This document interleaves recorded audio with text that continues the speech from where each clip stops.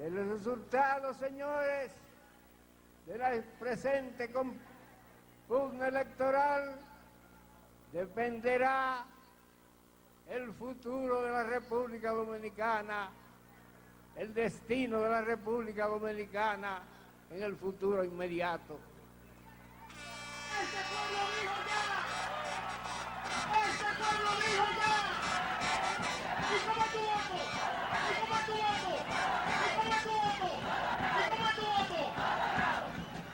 De esa pugna dependerá el destino de la República Dominicana, el derrotero que vamos a seguir en los próximos años como sociedad ilustrada, como sociedad civilizada. Si el ganador de esa pugna es el Partido Revolucionario Dominicano, es fácil adivinar cuál será ese destino.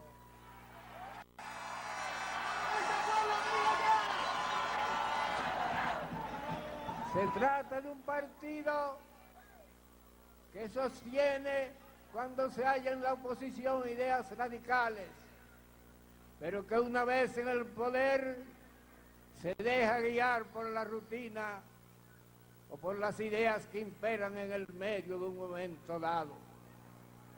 Si el ganador es, por el contrario, el Partido de la Liberación Dominicana, sabemos que seguiremos inevitablemente los principios del Fondo Monetario Internacional. Para él, presente, tú serás presidente. Para él, presente, tú serás presidente. Para él, presente, tú serás presidente. Sabemos entonces,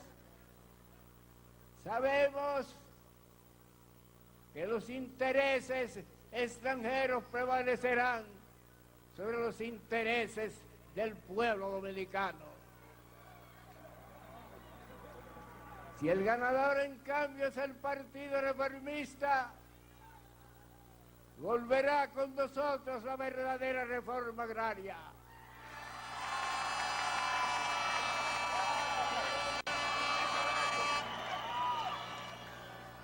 Cada familia dominicana podrá vivir y morir en una casa propia.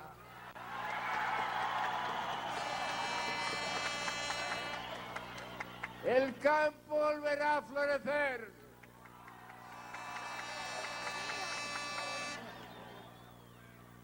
El campo volverá a florecer y cada agricultor, como los del Valle de San Juan y los del Valle del Cibao, por ejemplo, podrán vivir de sus habichuelas cómodamente y podrán vivir sin zozobra, agobiados por el presentimiento de que podrán ser reemplazados por un productor extranjero. ¡El Cibao dijo ya! ¡El Cibao dijo ya! ¡Y el sur dijo ya! ¡El bienestar dice ya! ¿Y cómo es tu voto? ¿Y cómo es tu voto? ¿Y cómo es tu voto? Ha llegado la hora, señores, de que todas las obras que se hagan en el país deben regirse por un orden de prioridades. No es posible ya construir un elevado o construir un túnel sin antes hacer el acueducto de la línea noroeste.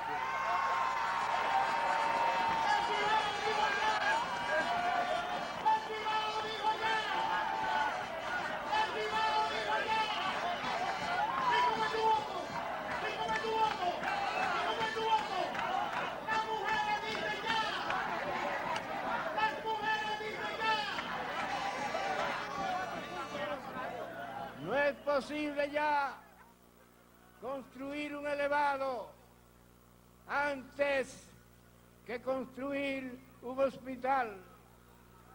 No es posible adquirir una guagua para el servicio público sin antes organizar un centro médico para salvar de la buba, para salvar de la malaria a miles de niños dominicanos en la región fronteriza.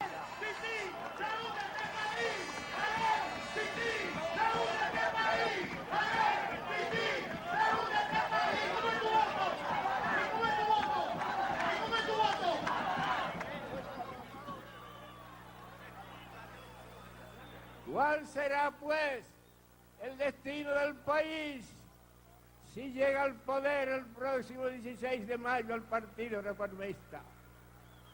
Sabemos con toda seguridad que no volveremos a la demagogia, que no volveremos al despilfarro y que todo se conducirá en orden, de acuerdo con los intereses sagrados del pueblo dominicano.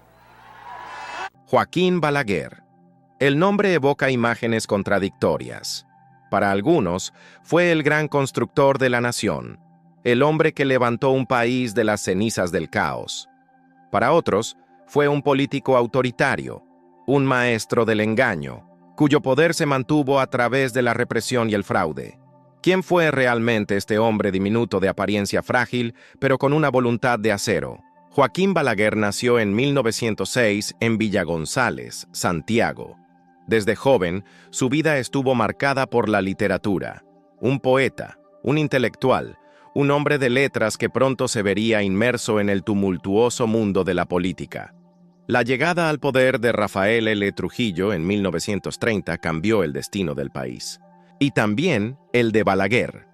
Con su formación legal y su pragmatismo, Balaguer no tardó en encontrar su lugar en el nuevo régimen, no como un militar, sino como un intelectual al servicio del poder.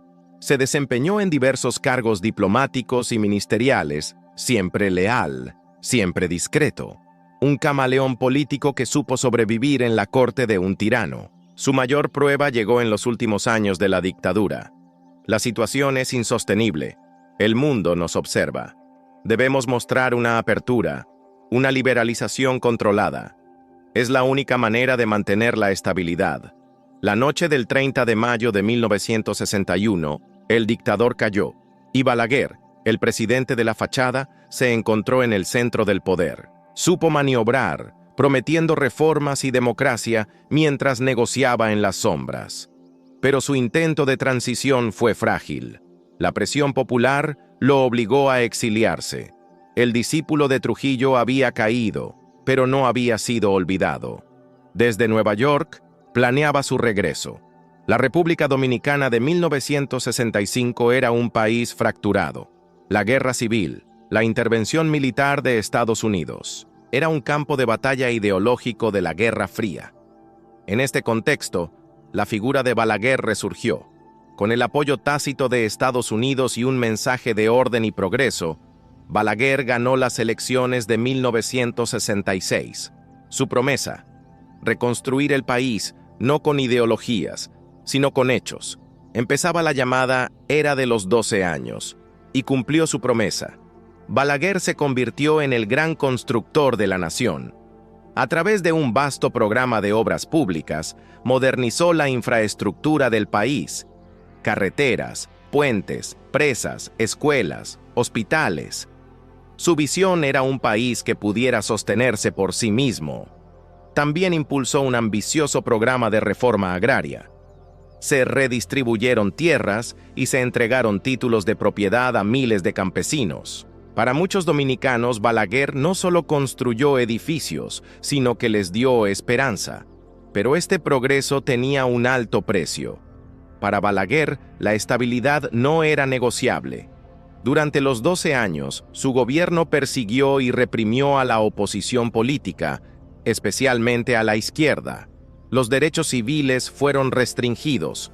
La violencia política era una realidad cotidiana. A pesar de la represión, la economía crecía. Pero el descontento también. En 1978, la oposición, liderada por Antonio Guzmán, se unió para derrotarlo. Cuando la victoria de Guzmán era inminente, se dio la orden de detener el conteo. Pero la presión internacional y la propia pragmática de Balaguer impidieron un golpe.